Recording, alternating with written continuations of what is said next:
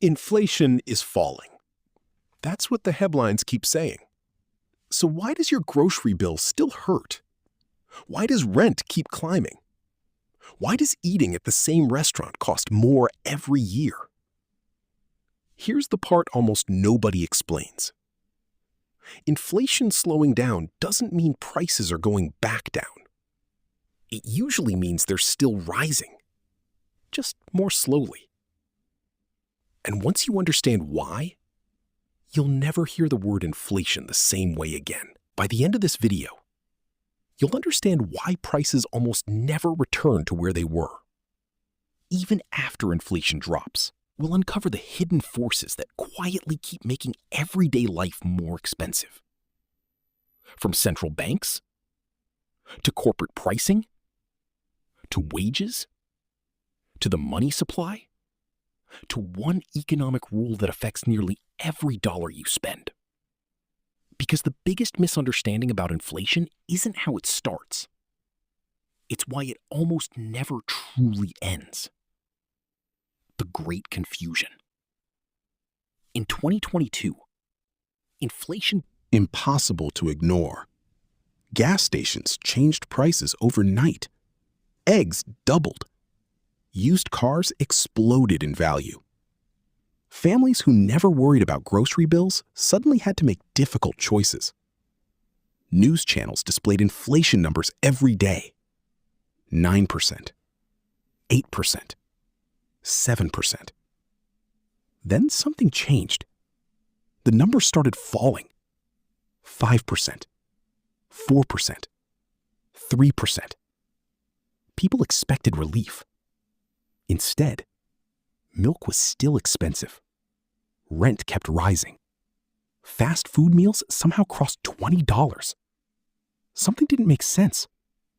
If inflation was falling, why wasn't life getting cheaper? The answer begins with one small misunderstanding. Inflation is not the price. It's the speed. Imagine you're driving 80 miles per hour. You slow down to 40. You're moving slower, but you're still moving forward. Prices work exactly the same way. If inflation falls from 9% to 3%, prices don't go backward. They keep rising, just more slowly. That single misunderstanding causes millions of people to believe relief is coming, when it often isn't. But that raises another question. If prices rear backward, why not? The invisible staircase. Most prices behave like an escalator. Once they move up, they rarely come back down. Businesses don't like lowering prices. Employees don't like wage cuts. Landlords don't reduce rent unless they absolutely have to. Governments certainly don't want falling prices across the economy. Because falling prices have their own dangerous name: deflation. And throughout history, deflation has terrified economists. Why? Imagine buying a television today. Now imagine hearing it'll be cheaper next month. You wait. Then you hear it'll be even cheaper the month after. You wait again. Soon, millions of people stop spending. Companies sell less. Factories slow production. Workers lose jobs. Those workers spend even less. Businesses fail. Banks become nervous. Loans disappear. The economy begins feeding on itself. This happened during the Great Depression. Falling prices sounded like good news. Instead, they helped turn a recession into an economic disaster. Ever since then, central banks around the world have tried to avoid deflation almost at any cost. Which creates another mystery. If falling prices are dangerous, does that mean governments actually want inflation? The inflation target. Most people think central banks fight inflation. That's only half true.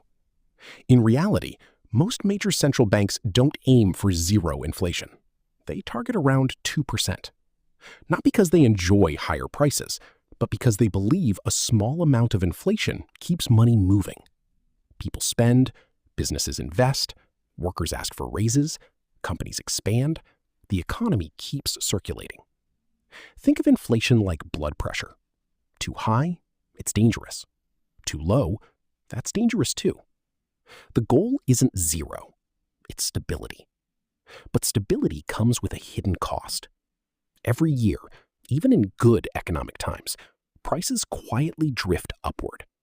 2% here, 3% there, not enough to notice immediately, but enough to completely transform everyday life over decades. Think about a movie ticket, or a cup of coffee, or college tuition.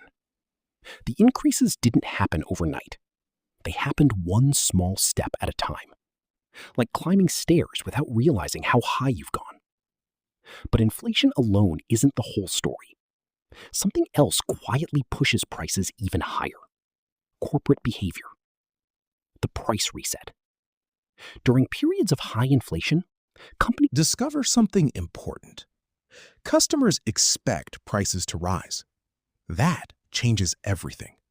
If consumers already believe prices will increase, businesses face less resistance when increasing prices.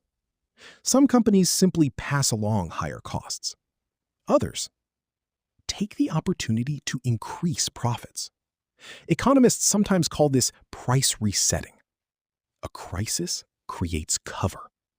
Once customers get used to a higher price, lowering it becomes unnecessary. Instead, companies compete in different ways: bigger rewards programs, limited discounts, new product versions, smaller package sizes. The price remains high. Sometimes the product quietly shrinks instead.